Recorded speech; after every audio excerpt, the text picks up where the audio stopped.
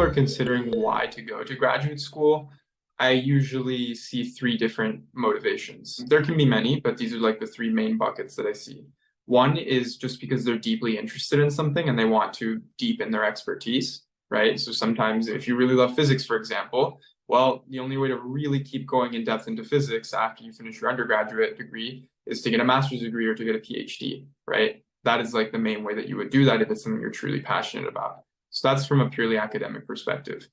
Another reason that people may pursue graduate school is for job opportunities. So sometimes you need that degree in order to get the job that you're looking for. If you want to join, academia, for example, then you're going to need a doctorate for the most part. If you want to be a doctor, separate from having a doctor, if you want to be a medical doctor, then you're going to need to go to medical school. If you want to be a lawyer, you're going to have to go to law school, etc. So some people need those degrees to get the jobs that they want and the careers that they want.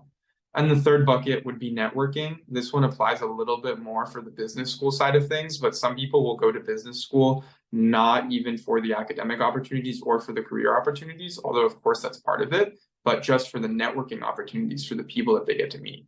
So those are the three main buckets that people use as motivation for going to graduate school.